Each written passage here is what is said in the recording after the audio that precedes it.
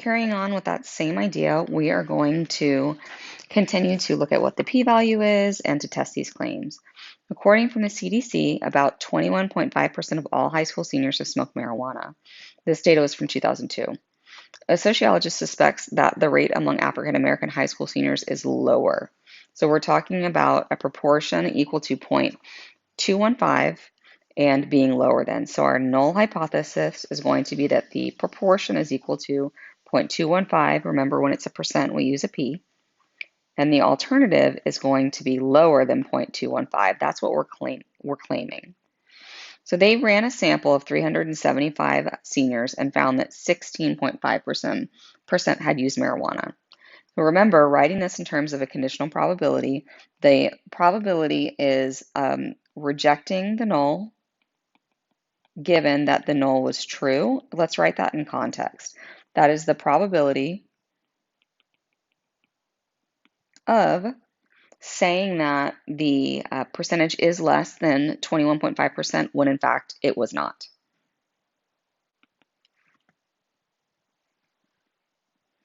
Okay, so let's look at this question. This question really kind of zeroes in on what we're talking about in terms of evidence and p-values. What do we need to find? Are we trying to find how likely it is that the true rate is 21.5%? Or are we trying to find something different? So let's say I have the null hypothesis that the probability is equal to 0.215, and we are testing the claim that it is less than that. We're talking about the claim being less than 21.5%. Then this is the population being less than 21.5%. We're not asking how likely it is that this is the true rate. That's not our question. We want to know if the percentage of African Americans is lower than that. So how likely it is that the true rate is lower than 21.5%? That doesn't really work for us because it doesn't include our sample values. Now, how likely is it that in the sample 375, we'll find that as low as 16.5% have used marijuana? Nope. We want to talk about being extreme values. So how likely is it in a sample of 375, we'll find as low as 16.5% used when the true rate is actually 21.5? We're including that given value when the true rate is actually 21.5. So you want to include that when you are performing these calculations and writing these statements. Let's do another one. For many years, working full-time has meant working 40 hours a week. We talked about this problem earlier. Nowadays, it seems that corporate employers expect their employees to work more than this amount. A researcher decides to investigate this hypothesis. To substantiate the claim, they randomly select 250 corporate employees and find that they work on average 47 hours per week with a standard deviation of 3.2 hours. Now, we're only just looking at p-values here. We will be testing the claim in the next section. Write the p-value in terms of conditional. Remember that that is the probability of rejecting the null given the null is true. Let's write our hypothesis. We originally thought the average was 40 hours a week, and the claim is that it's more than 40 hours a week. That means that we would, what is the probability of saying that the average hours had increased when it hadn't? Again, here's this question of what are we trying to find? What is this evidence we're looking for? Remember, we need to talk about the true value and we need to talk about our sample value. So how likely is it in a sample of 250? So we're going to eliminate both of these right now because they're not talking about the sample. How likely is it the sample of 250 will work? We will find that the mean number of hours per week for the corporate employees is high as 47 if the true mean is 40. I really like that one. How likely is it in a sample of 250 that we'll find the mean number of hours per is as high as 47, but it doesn't say anything about the true mean? So this is our answer. Okay. The other two don't talk about being as high as 47. They talk about the true mean, but not the other part. Okay, so what can we draw conclusion-wise from this? What does a p-value do for us? If the p-value is less than or equal to our alpha level, we reject the null and we have sufficient evidence for the alternative. Now, typically what I see in this book is they say except, but we never say except the null, or I'm sorry, accept the alternative. We should say reject or fail to reject and then show evidence. If the p-value is greater than alpha, we fail to reject.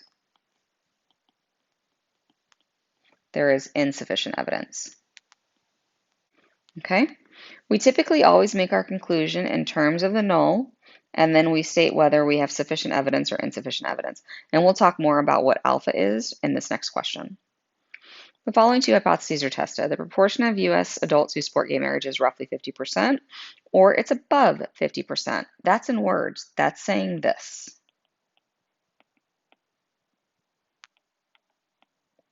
Okay. Suppose a survey was conducted in which a random sample of 1,100 adults were asked their opinions, and based on the study, the p-value they found was 0.002. Throughout this activity, use a 0.05 significance level. This is alpha. Alpha is our level of significance, and I talked about this in the previous modules, videos, that the alpha and confidence levels go hand in hand. So if you're using 5% level of significance, you'd be talking about a 95% confidence interval. Now, the p-value is 0.002. The p-value is less than alpha. 0.002 is less than 0.05, which means we reject the null and we have evidence for the alternative. Okay, so the fact that the p-value is 0.002 means that there is a probability of observing data like we observed? No. There's a 0.002 probability that 50% support gay marriage? No. The probability of 0.002 to observe data like we observed if the true value was 50%. Remember, we talk about the sample and we talk about the true value. And this is about majority, that's a no as well. Now, what can we conclude? We have evidence for the alternative. And remember that the alternative was that the proportion is greater than 50%. And proportion of what in context? This is the proportion of US adults who support gay marriage. So this data provides significant evidence. This says does not provide evidence. So this data provides significant evidence that the proportion of adults who support gay marriage is 50%. Or the data provides sufficient evidence that the majority of US adults support gay marriage. So the difference between this is saying it's equal to 50 and this one is saying it's greater than 50. This one's talking about the null, this one's talking about the alternative, and we are making our conclusion in terms of the alternative. And the data provided evidence that the ha is more likely than the ho, so that's what some people will say. No, we're not going to say that it's more likely, one's more likely. What we're saying is we have evidence for one versus the other. Okay.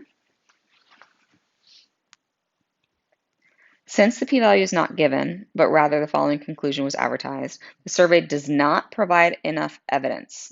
Not enough evidence means we didn't reject the null, which means our p-value was not greater than, or was not less than. The p-value less than alpha is when we reject. The p-value greater than or equal to alpha is when we fail to reject. And reject goes with evidence. Fail to reject goes with no evidence, or not enough evidence, you could say. Now, a p-value is a probability. So we're talking about probability rules, which means that these two values do not make sense. You cannot have a probability greater than 1 or less than 0 for probabilities. Now, if we're using an alpha level of 0.05, that's low, which means that this is the p-value that I'm talking about, because it was not something that was low because we didn't reject. What would we conclude, or when would you conclude that the data provide enough evidence in the proportion? When the p-value is small. If the p-value is not small, we don't conclude, and when exactly half the individuals, no, that's not true. Okay, so we got when the p-value is low, you reject the HO.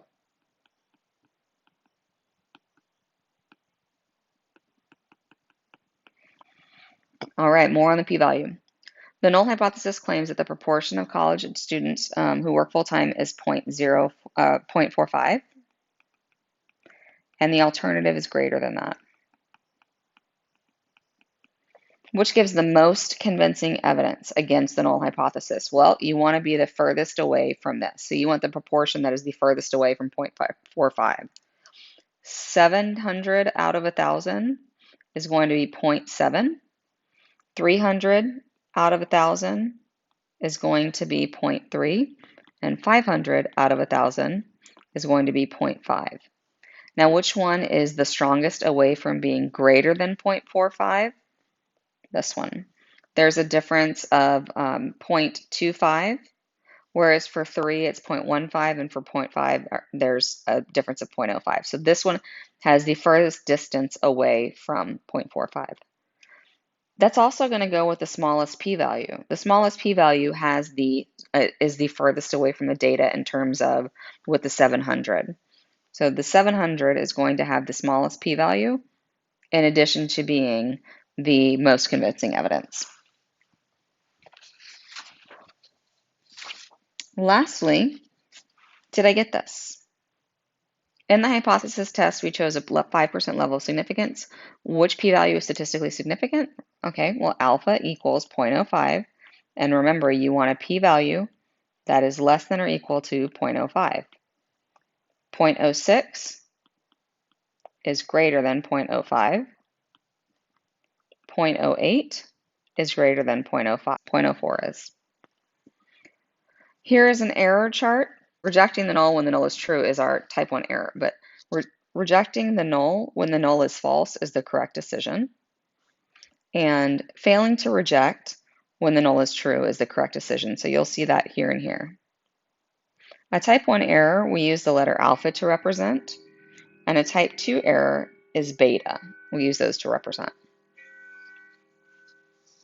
Now, a type 1 and a type 2 error, they have different there's different consequences, and so people will adjust their level of significance depending on how severe the consequences are. For instance, in medical fields, you'll see the p-values that are very, very small, because let's say one of the errors committed could be death, and so it's got to be 100%, like got to have super, super strong evidence in order for us to be able to make a claim and go through the FDA and all of those processes. All right, recalling the hypothesis test from the previous activity involved public opinion about the Tea Party. They conducted a poll. There was 61% of Americans who didn't support the party movement, and a poll later of 1,000, 64% that said that they didn't support the movement. Has opposition increased since 2010? We tested at the 5% level. So the proportion is equal to 0.61 or the proportion is greater than 0.61. That's our null and our alternative. The p-value is small, so we reject the null hypothesis and accept the alternative. I hate that we say accept here. We have evidence for the alternative. We conclude that public opposition to the Tea Party is greater than 61%. What type of error is possible here? Well, we could be rejecting the null when the null is true, which is type 1, because we're going to reject. And so the error would be if it was true.